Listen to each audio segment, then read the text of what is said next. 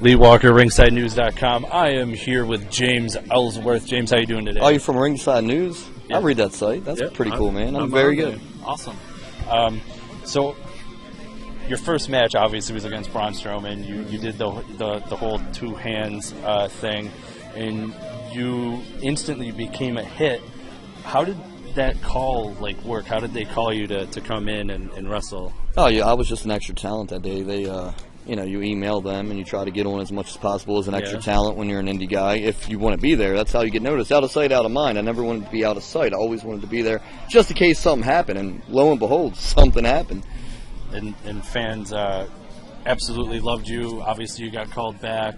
And then they came out with a T-shirt. They signed you, and your shirt was the hottest shirt in the WWE at the time when you first came in. What was that like for you as just, being one day you're an indie guy, next thing you know, you're in WWE, and it's just career taking off? Obviously, it's surreal, and you have to pitch yourself sometimes like, wow, I'm in WWE. Not only am I in WWE, I'm working with the top guys, AJ Styles, John Cena, and my shirt's #1 on WWE Shop. It all happened so fast. Like, I went from wrestling in a barn in West Virginia to literally wrestling 2 days later, Braun Strowman on Monday Night Raw, and then it all just escalated from there. It's a very, very cool experience, and I'm still enjoying it 2 years later. What was it like for you to come out at WrestleMania and just see the crowd erupt and all of that? What was it, 88, 90,000 people that were there for WrestleMania? Yeah, WrestleMania 33 in Orlando there. All day it was really hot outside. I mean, it's an outdoor show. So, man, I wasn't really thinking about it. Like, all day, it didn't feel like WrestleMania until I went through the curtain. As soon as I went through the curtain, saw the 80,000 people, again, it was one of those pinch yourself type moments where you're like, wow, I did it. I'm at WrestleMania. I made it to WrestleMania. So you had 3 matches with AJ Styles that you won, and you got a title shot. Again, you go from one match with Braun, and then they bring you in and they sign you.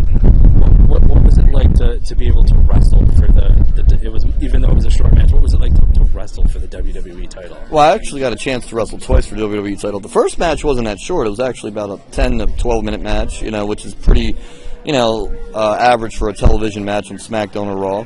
And, again, another one of those moments where you're like, wow, I'm wrestling for the WWE title. And that's how I felt at first. Like anybody else would feel like, holy crap, like I'm in this situation. And very lucky and blessed. And I got the fans to thank for it, man. They're the ones that really pushed for WWE to sign me, and I'll never forget that.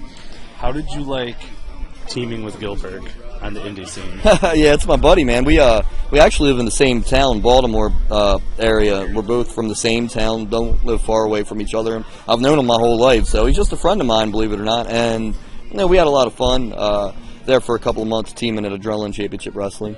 That's awesome. So you have an intergender title. You defend it all the time. What made you come up with that sort of gimmick to do on the indie scene? Well, once I grabbed the Money in the Bank contract for the first ever women's Money in the Bank ladder match, I became instantly hated by women all across the world. So why not take that and do something with it when I got the opportunity and create an intergender world championship, made first by Andy Kaufman back in the day, which I'm a big Andy Kaufman fan, and just have some fun with it. And it turned out to be this big thing that's really, really taken off. I am a huge Andy Kaufman fan as well. Speaking of Andy Kaufman, how did you like the movie with Jim Carrey, Jerry Lawler, the make of the movie for Andy? I think Jim Carrey was perfect to play Andy Kaufman. I'm glad Jerry Lawler played himself, because Jerry he's the best, man, and that was a great movie. I just watched it about a month ago, and very entertaining. Did you watch Jim Carrey's documentary on Netflix? Yes. What'd you think of that? Man, I'm a big Jim Carrey fan as well, and anything he touches is gold, in my opinion, and I enjoyed that too. He's just an entertaining guy. So WWE has recently brought you back. You got brought back at the pay-per-view. What was it like for you to stand up there and then take the mask off and the crowd just going crazy that it was you to help Carmella? Man, it's just one of those things. When WWE and I parted ways the first time, I always knew I'd be back. I didn't think it'd be that quick, but it was just like, wow, people. I felt like after hearing that, I guess they missed me. Which is, trust me, it's a big blessing in your life when people miss you entertaining them, is what I'm trying to say. And I'll never forget that moment in Chicago. I thank the Chicago fans for that. And I mean, they could have booed me out of the building. They could have not cared, and they cared, and it meant a lot to me. how hard does Asuka kick? Very, very hard, man. I'm still sore right now. It's 4 days after I just wrestled her for the second time. She's a tough chick, and she's everything that she lives up to the hype for sure. Awesome. All right, guys, that's Lee with RingsideNews.com. This has been James Ellsworth.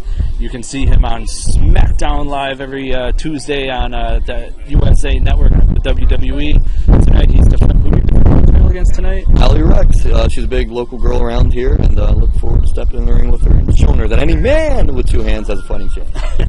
Awesome. Thanks, James.